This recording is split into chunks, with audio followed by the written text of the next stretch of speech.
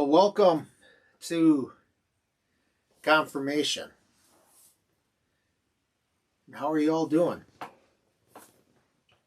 Um, this is our first lesson, and so we start at the beginning of the Old Testament. We start with Adam and Eve. Now, do you know the story of Adam and Eve? I would hope that you do, that you at least heard some version of the story. But do you know where Adam and Eve first appears in the Bible? It's in chapter 2. At the beginning of our Bible, when we open it up and we go to Genesis, which is the first book in the Bible, and Genesis means origin, means beginning.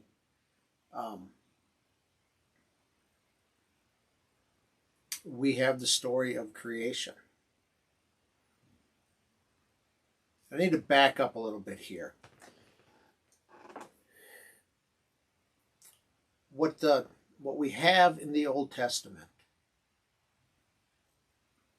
what's sometimes known as the Hebrew Scriptures, is the story of God, but more specifically the story of God in relation to the people of Israel, of which Jesus was one. Jesus was an Israelite. Jesus was a Jew. And so they tell their story of their relationship with God through the different books in the Bible. But when you tell a story, where do you usually want to start? In the middle? Sometimes movies start at the end and then they back it up towards the beginning. But most stories start at a beginning. For the Israelites, when they really start to interact with God as a people, it's really, I would say it begins in Egypt. I mean, they had the stories of their ancestor Jacob, and we will get to Jacob, and we'll get to the story of Joseph and Moses and the people of Israel in Egypt. But it begins, I think that's where their story, their real relationship with God begins. But when they tell the story, they move before that to how they got to know God in the first place. And so they begin at the beginning, where they're one God. And see, this is different. When they lived in Egypt, they knew the Egyptian gods, but they also knew their God. And in ancient times, gods were really located in one spot. A god of the mountains, a god of the valleys, a god of the streams, the gods of Egypt, the gods of Greece, the gods of Babylon, the gods of Persia, the gods of Rome. They're usually located in one area, and there wasn't just one god, there were many gods. Little gods, big gods. One god who kind of lorded it over everyone else. Zeus, Jupiter. So the Israelites were different because they believed in one God. One God who ruled over everything. And so they tell their story that their God, their one God, the God that we believe in, that our faith tradition comes from, this belief that this one God created everything. And so they tell the story of how God created. So the first chapter covers the first 6 days of creation. And what it says is after each day God looked and God saw that it was good. And God was pleased. Now think about this. What does good mean? I think a lot of times we think that, at least in the creation story, that good means perfect. God never said it was perfect. God said it was good. And we'll get back to that. So the second chapter begins with day 7 of that first creation story, where God rested. And then it moves on to another story about creation. This time, God creates everything in one day. It starts out with that in the day the Lord God made the earth and the heavens, and no plant of the field was yet in the earth, and no herb of the field had yet sprung up, for there had not been any rain yet, and no one had tilled the ground. But a stream rose from the earth, and it watered the whole face of the ground. And then God made man from the dust of the ground.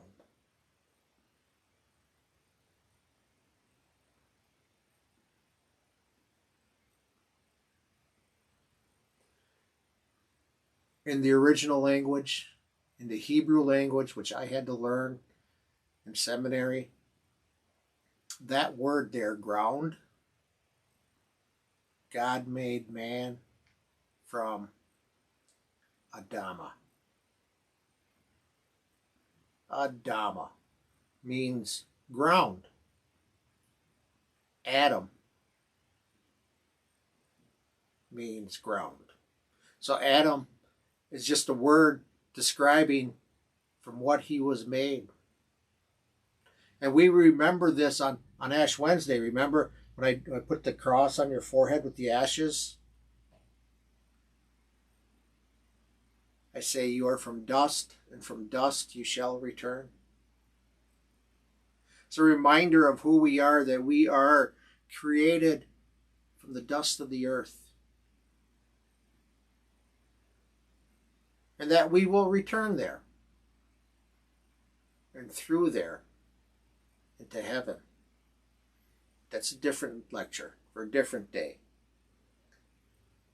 So Adam, the name Adam, is just a description of how he was made from the dust of the earth. And then God breathed his breath into him, the breath of life. And Adam became a living being.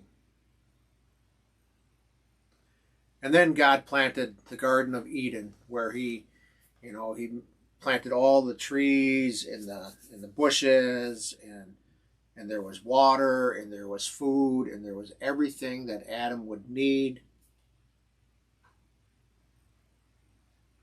And God says that he shouldn't be alone. So God starts creating animals and fishes and birds and all kinds of creatures.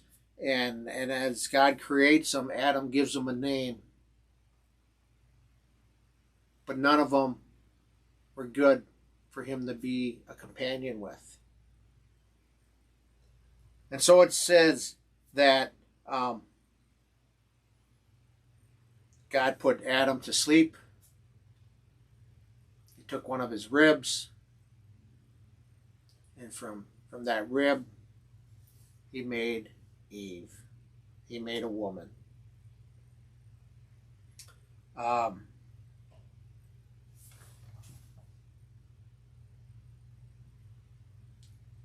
Ishasha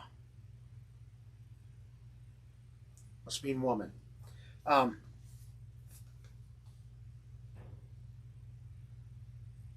And then we have this passage that we use a lot in weddings where it says, a man will leave his father and mother and cling to his wife, and they become one flesh.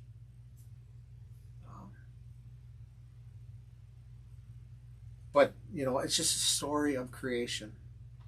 How did we get here? Where did we come from? And so they answered it. See, parts of the Bible, we have histories where we can go back and we can look and we can find facts that support that history. Other parts of the Bible are poetry. Some are songs. Some, like this, are just stories. Stories to tell us that God was the one who created everything, and God was the one who created us. Stories to describe the world around them. Because the people of Israel knew that bad things happen. So how do bad things happen? Where did that come from? And it came, they say, through this story. And so they tell the story of Adam and Eve eating the apple. That as they were in the garden, and God had planted everything in the garden, he said, you may eat freely of every tree of the garden, but of the tree of the knowledge of good and evil you shall not eat, for in the day that you eat of it you shall die.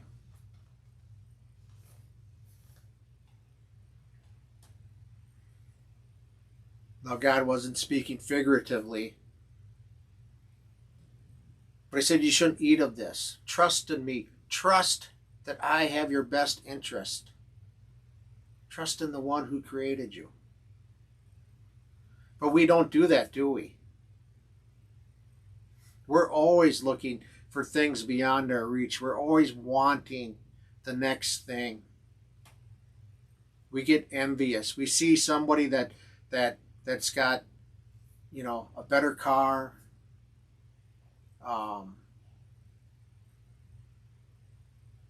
If we like sports, they play the sport better than us, or they have better equipment.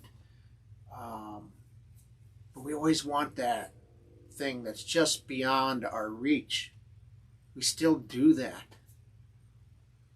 Adam and Eve are no different. And so the one thing that they were told not to do, they did. They're given one law. Don't eat from this tree. Do whatever you want. Eat from whatever you want. Just not this one.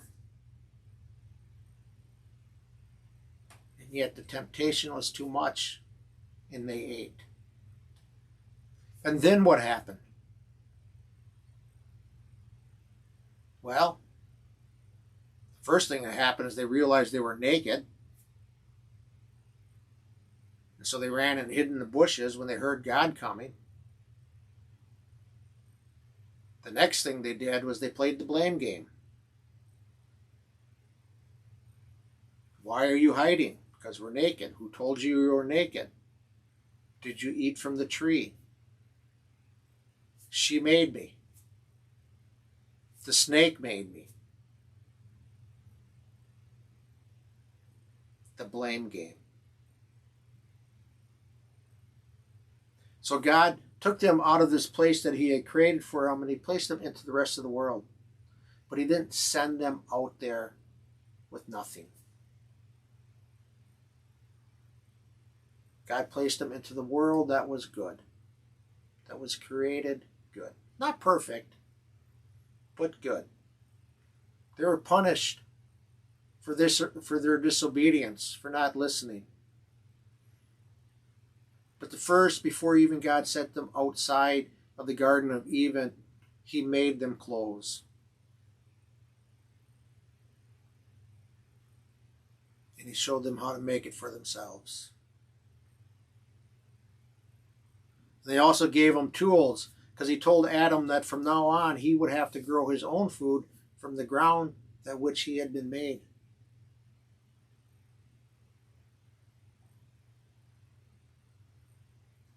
And so they were out of the garden, out into the world. And it was there that they began their life. But not a life without God, because we read in there that God still kept in touch. You get to the boring parts about, the genealogy between Adam and Noah. But you read in there that God still kept in touch, still in contact. Adam and Eve had kids. At first they had Cain and Abel. It's a story we don't talk about much, but it's the first murder in the Bible.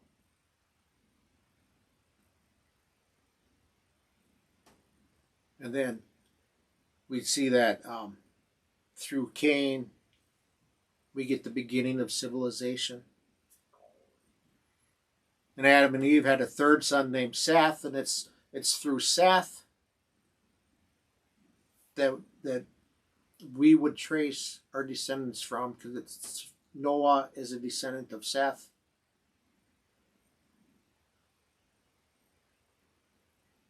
But throughout it, they were not alone, that God was still with them. Even if they weren't in the garden, God was with them.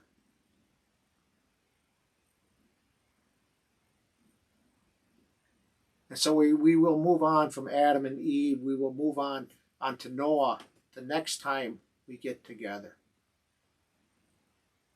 But a couple of questions, and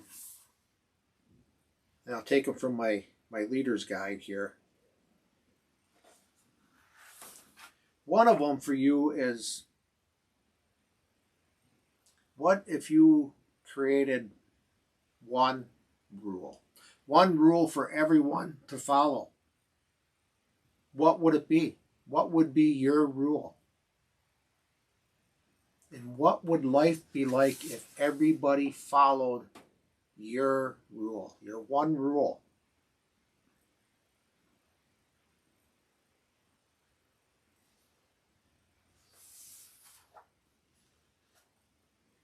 And then the follow-up question is, what happens when somebody breaks that rule? Well, that's what I have for Adam and Eve. And hopefully I get to see you in class next week. Until then, take care. And God bless you.